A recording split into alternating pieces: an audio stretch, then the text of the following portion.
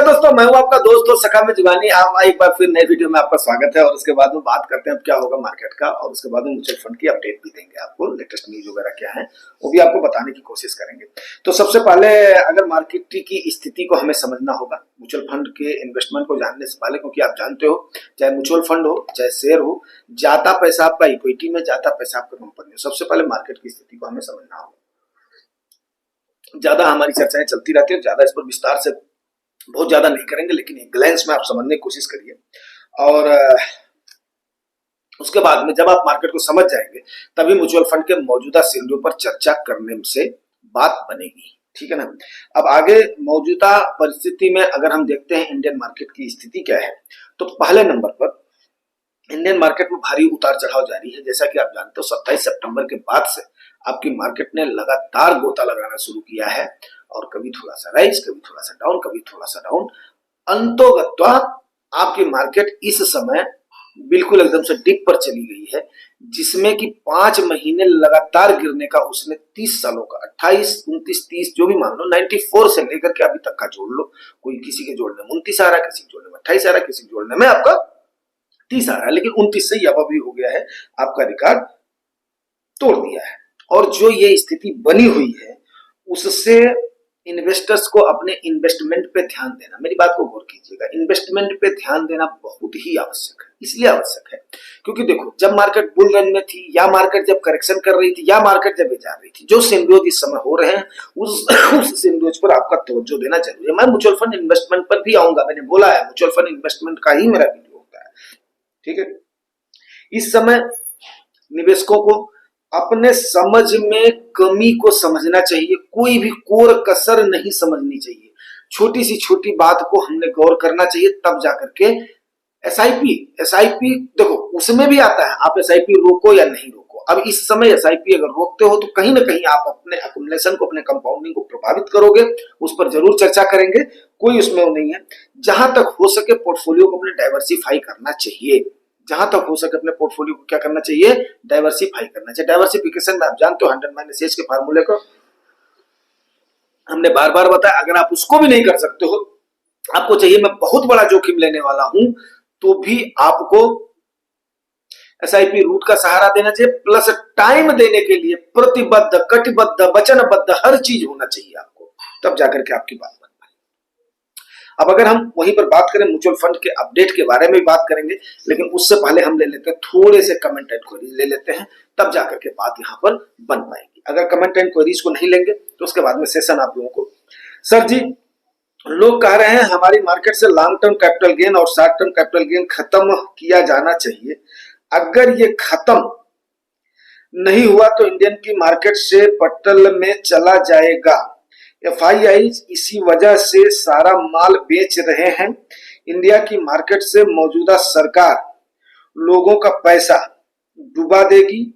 हर चीज में tax tax tax. कितनी मेहनत से आदमी पैसा कमाता है और उसमें भी हिस्सा खोजती है। निर्मला सीतारमण जी को एलटीसीजी और एसटीसीजी तुरंत हटाना चाहिए।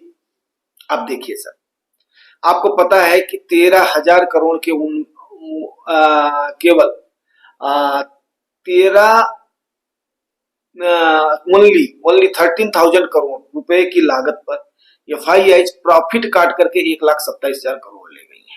अब सरकार का यहाँ पर फायदा क्यों नहीं है? सरकार अपने स्वार्थ के लिए आपको गर्त में ढकेल रही है। आप चाहे गर्त में ढकेले, चाहे इसमें सरकार का स्वार्थ है। अब इस समय 12.5% के हिसाब से सरकार अगर उनसे टैक्स नहीं लेगी तो उसके बाद में सरकार क्या करेगी? सरकार बोल रही तुम अपना प्रॉफिट बुक करो भाई मेरे, क्योंकि हमारे इन्वेस्टर्स पास तो बहुत पैसा है, और उसके बाद में हमें टैक्स पे करके उसके बाद में जाओ।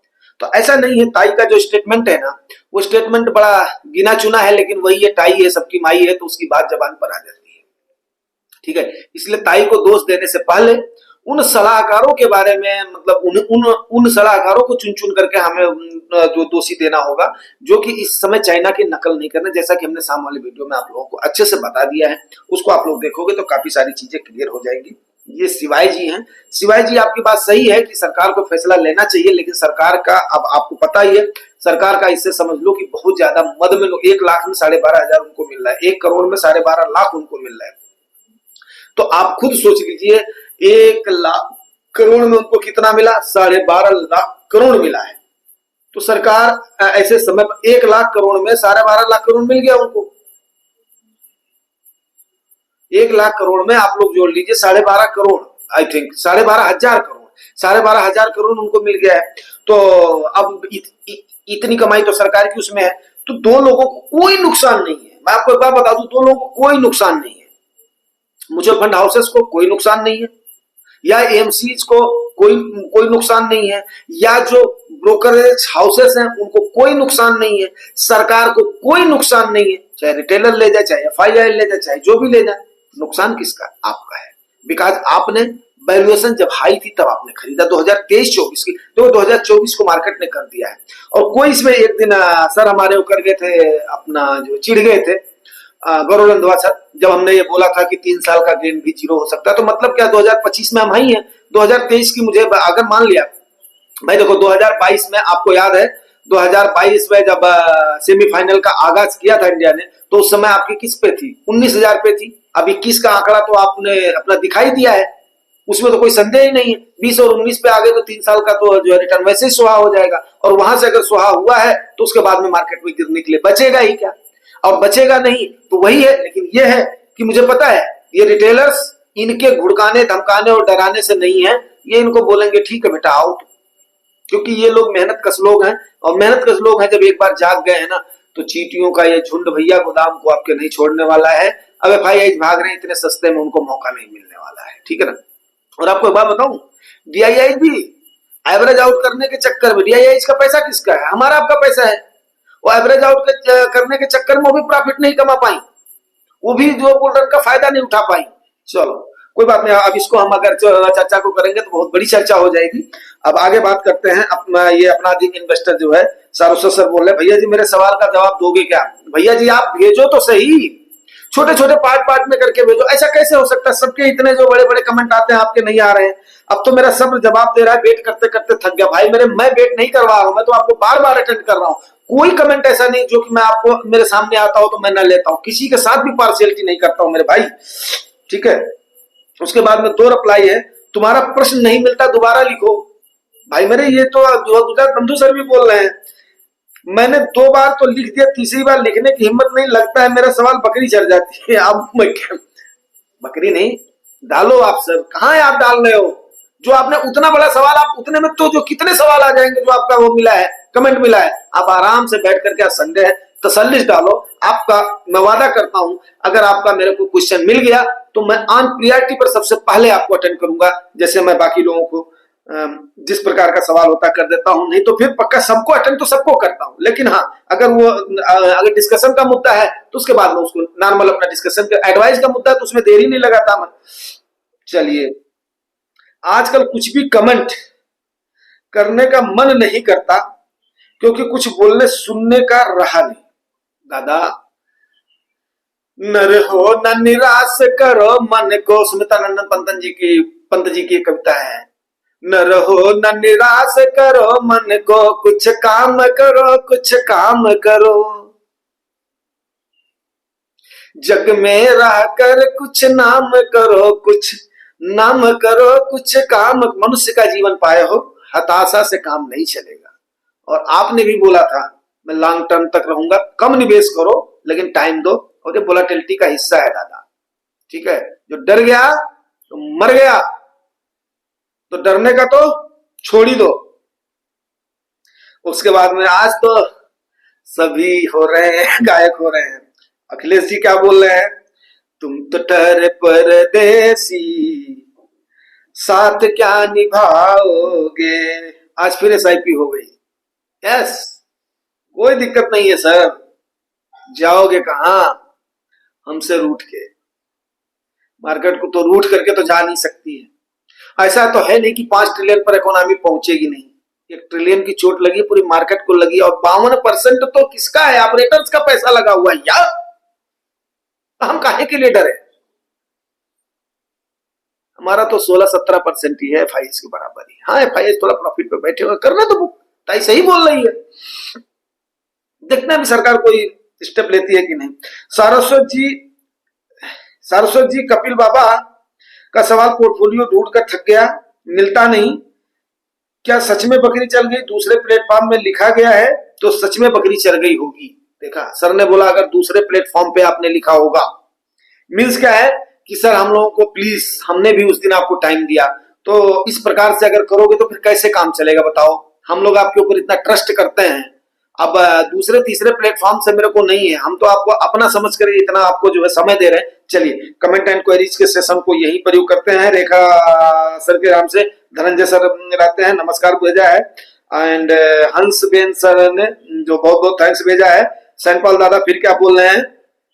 म्यूचुअल फंड बेचा नहीं है मैंने, दादा ने बोला मैंने बेचा नहीं है, अभी हम जिंदा हैं। यस, ये होती है जिंदा दिली। ददुआ मजाक बहुत करता है, ठीक है, कहीं नहीं हिलने वाला है। बस आपका प्रॉब्लम है, आप ओपन तो फीडबैक नहीं है, आप दूसरे के डिसएग्रीमेंट डाइजेस्ट नहीं कर पाते। दादा मैं कैसे डाइजेस्ट करूं बताओ? इतना तो डाइजेस्ट करता हूं यार। चाहे कोई आलोचना हो, चाहे कोई तारीफ हो, मैं सबको एक जैसे लेता हूं ना। बहुत ज्यादा उसमें तारीफ में बहुत खुश हो जाता हूं ना, बहुत ज्यादा आलोचना में बहुत ज्यादा हो जाता हूं। अब क्या रिप्लाई भी देने से आप मेरे को मना कर दोगे दादाजी? चलिए ठीक है, गुड, हैप्पी संडे। खुश है ना आप? टेंशन ना लीजिएगा, सुनने कहने का मन नहीं करता, बोलना है, कहना है, सुनना है, क्या फर्क पड़ेगा? जब तक आप बेचोगे नहीं तब तक आपका कहीं नहीं नुकसान होने वाला है।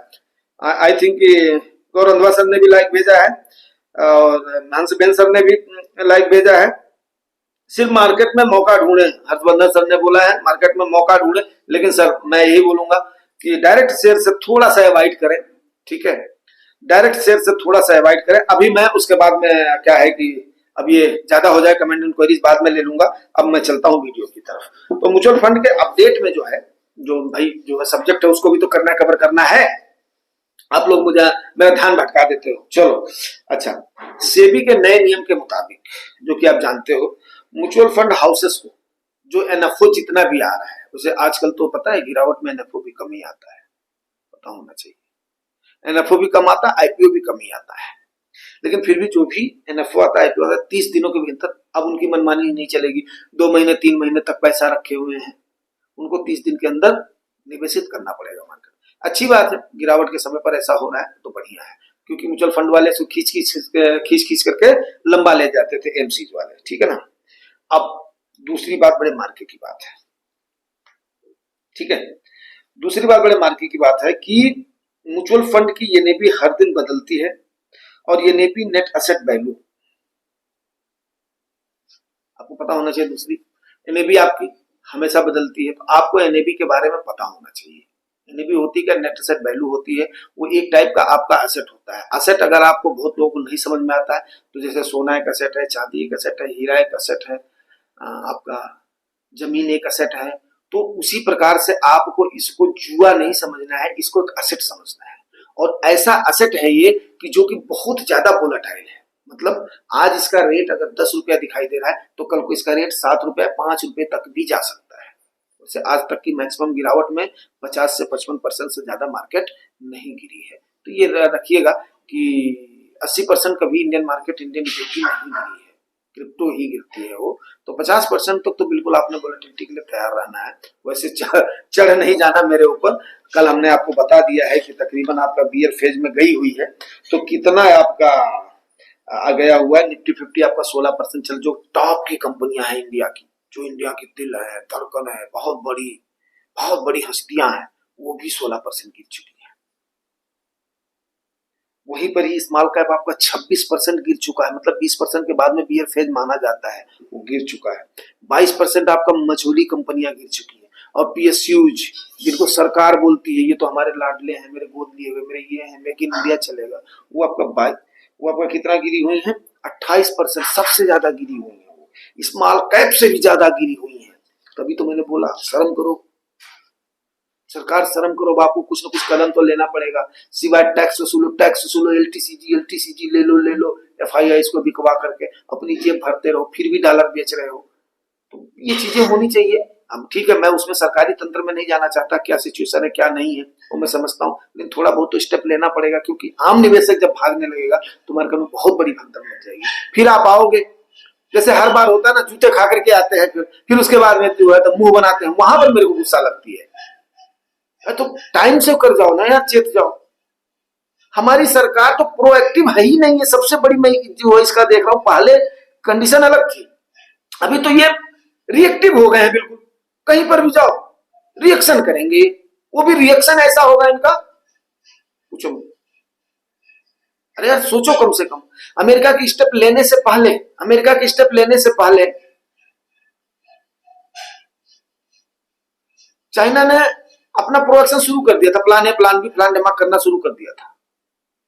हमारे यहाँ पर हाथ हिला दिया जाएगा, हाँ हाँ करके ढपोर संघ के जैसे चिल्ला दिया जाएगा, और उसके बाद में किया कुछ नहीं जाएगा, सबके भरोसे राम भरोसे छोड़ दिया जाएगा। अब हर चीज को राम भरोसे छोड़ने से सरकार कैसे चलेगी? राम एक आस्था का विषय है, ना कि राम भरोसे छोड़ने के लिए देश की 1 अरब 45 करोड़ की जनसंख्या है। मैं क्या समझाऊंगा? लोगों ने आपको मैंडेट देकर के भेजा है, तो कम से कम उन चीजों को आपको सोचना ही पड़ेगा, ठीक है ना। तीसरे बात पर एनएबी की समझ होनी चाहिए, मैंने आपको समझा भी दिया है कुछ में। आपका नजरिया दूर का होना चाहिए, पहली बात ये मैंने बार बार आपको बताया है, ताकि आप रोज की चिक चिक से परेशान ना हो। ये छोटा मोटा जैसे दादा बोलते ना, बोलने सुनने का मन नहीं करता, तो अभी क्या है, आज के ही बारे में सोच रहे हैं। अब उनका विश्वास उठ गया है, उनको ये उठ गया है कि सरकार हमारी जब इसको लतेड़ लगेगी, जब दुनिया बोलेगी अरे भैया दलिया जो है 300 रुपया किलो हो गया है, अरे भैया ये फलनवा पियजिया इतना किलो हो गया है। एक बार तो वाजपेयी जी की सरकार भी इन्होंने करवा दिया था, रिएक्शन के चक्कर में 20 रुपया किलो प्याज हो गई थी 99 में, 2000 जो है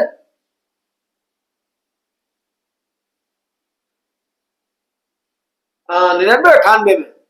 तो उसी प्रकार से अब ऐसे जब दाल हो गई थी, तो दाल के बाद में तब इन्होंने बाहर से इंपोर्ट करना शुरू किया। तो वो चीजें दाल सब्जी तरकारी की बात अलग हो गई। चलो कुछ नहीं भाई, सरकार के बारे में बोलने की मेरी इतनी ही खाली समझ है। पॉजिटिव जो है क्रिटिसाइजर हूं मैं, निगेटिविटी से नहीं भरा हुआ हूं, लेकिन जब जनता परेशान होती है, जब इन्वेस्टर्स को तकलीफ होता है, तब हमें लगता है ताकि थोड़ा सा मरहम लगाओ, फिर उसके बाद में थोड़ा सा वो करो यार। अब ये थोड़े एक के बार में दबा दबा के पोकर लगा के ये कोई बात होती है? मार डालो फिर बोलो हम तुमको हम जिला रहे हैं। अरे समझ में आ जाता है, दिख जाता है आपकी मनसा। और ताई इतनी भोली वाली आकर के मंच पर बोल देती है, जो अंदर खाने बात चलती है वो, उससे हजम नहीं होता है। चौथा, मिंट की एक रिपोर्ट के मुताबिक, मिंट की रिपोर्ट आप लोग जानते हो कितना बड़ा बिजनेस पत्रिका है, ध्यान दीजिएगा इस बात को। मिंट की इस रिपोर्ट के मुताबिक 80% इक्विटी 2023 में क्या आया था, 80% इक्विटी ने बेंचमार्क को बीट ही नहीं किया था। वारेन बफे साहब का कोट था 2023 में, साबित हुआ था, बड़ा हल्ला मचा था। अब टू फंड आई है, लेकिन इस गिरावट में सितंबर से गिरावट शुरू हुई थी, और अक्टूबर में 80% इक्विटी म्यूचुअल फंड ने अपने बेंचमार्क से आउट परफॉर्म किया था। मींस क्या है, 80% फंड्स का आपके downside protection one of the best है। तो इसलिए यह भी परेशान होने की जरूरत नहीं है कि आपका फंड सही है कि गलत है, आपका फंड मैनेजर के भरोसे है आपका फंड, ये देख लीजिए। अब फंड मैनेजर बेचारा करे तो क्या करे, जब सारे शेयर धाराशायी होते जा रहे, फिर भी मैं तो शुक्रगुजार हूं, ये नेवियों में उतनी गिरावट नहीं है। आप लोग आज ही एक काम करिएगा, संडे को बहुत सारे लोगों को टाइम होगा, क्योंकि संडे के दिन मैक्सिमम आपसे कार्यालय ये वो क्लोज रहती है, सबके दिमाग में छुट्टी का मोड रहता है, सारे अपनी अपनी एनएबी को चेक करोगे। मेरी एनएबी आज का परफॉर्मेंस इतना है, टॉप में परफॉर्मेंस इतना था, पिछले 6 महीने पहले इतना था, 1 साल के पहले इतना था, फिर आपको दिखेगा। और वहीं से आप एक खाका अपने दिमाग में तैयार कर लेना, तब आपको समझ में आएगा कि आपका फंड मैनेजर आपके लिए करता क्या है, और आपका जुगानी टॉक्स आपके लिए सगा कितना बड़ा है। आज की दुनिया में सगे लोग ढूंढना बड़ा मुश्किल हो जाता है मेरे भाई, लेकिन जुगानी टॉक्स हमेशा आपके साथ है, सदैव आपके साथ है।